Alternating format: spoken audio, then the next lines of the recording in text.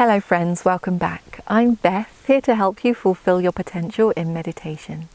As most of you know, I don't have just one method that I teach to everybody, like one size fits all.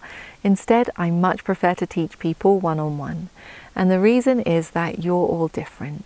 So please use these videos as a guideline, and if there's anything that isn't quite working for you or anything that doesn't quite fit, then be in touch and I'll be more than happy to discuss those things with you one-on-one. Today's video is about learning to discern the mind door mental process. But before I say too much about the practice, I first want to say a few words about what a mental process is. Now, as we've said a few times, the mind is made up of very many moments arising and passing away extremely quickly, one after the other. It could be happening at the speed of hundreds or even thousands of moments in a second. So a moment arises, knows an object, passes away, then the next moment arises, knows an object, passes away, and so on incredibly quickly. But just one moment isn't enough to know an object fully. If we want to know an object fully, then we need a chain of moments, and that chain of moments is called a mental process. In Pali, we use the word vitti. Now, there are different types of mental processes, but today I'm just going to discuss one really simple type of mental process called the mind door mental process.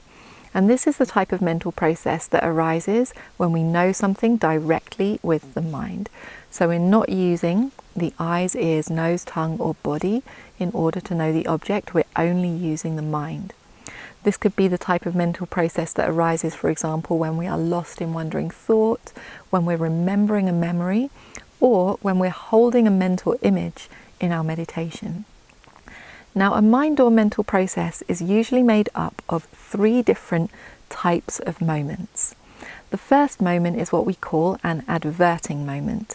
And the adverting moment decides of the very many mental objects that we could pay attention to in any moment, which one are we going to choose? It adverts our attention to the object that we've chosen. Also, in that same moment, a choice is made about how we are going to pay attention to the object. Are we going to like it, hate it, fear it, have faith in it? What type of attention are we going to pay to the object? Based on that decision, there will then arise 7 impulsion moments. In Pali, we use the word javana. And these impulsion moments do the bulk of the work of the mental process. Based on that decision in the adverting moment about how to pay attention, we then have 7 moments of like, or hate, or whatever the type of attention is that we've chosen. Following the impulsion moments, there then may or may not be 2 registration moments. In Pali, we use the word tadaramana. And these 2 moments just further cognize the object to finish off the mental process. Now, between these mind or mental processes, there arises a type of mind moment called Balwanga in Pali. And this we could think of as a resting mind moment.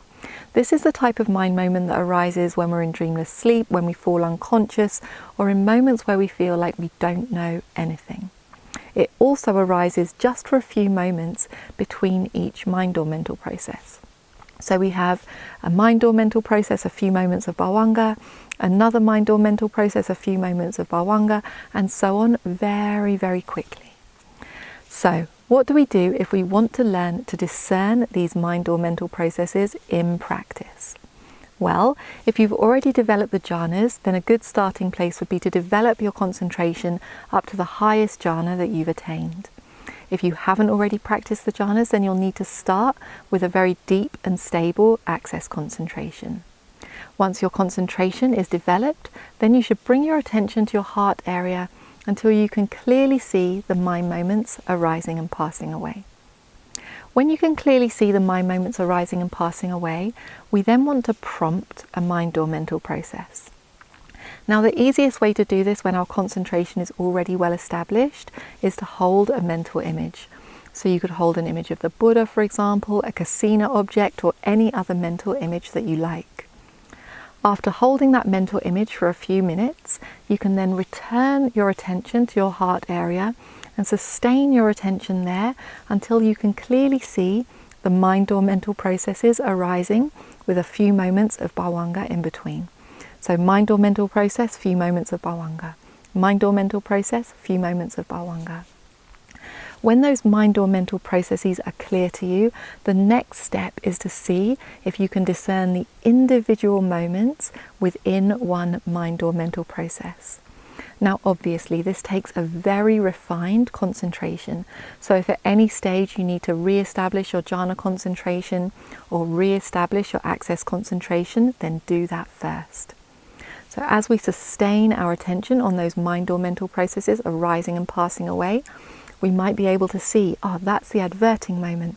There's 7 impulsion moments. There's 2 registration moments. As I said, it's a very, very subtle practice, so make sure that you keep your concentration nice and sharp.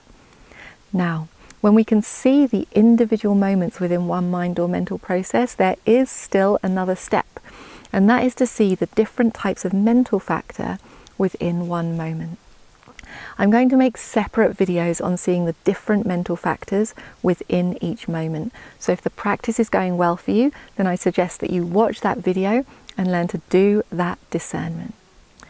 So that's what I have to say today on learning to discern the mind or mental process. It's an incredibly subtle practice, but it's also fascinating.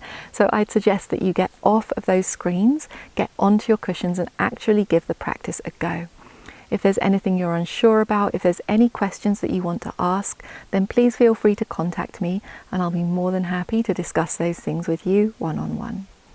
As most of you know, I do all of my work on a donation basis, so I encourage you to support me either through Patreon or through my website so that I can continue to make these videos. Thank you so much for your support. Wishing you the best with your meditation.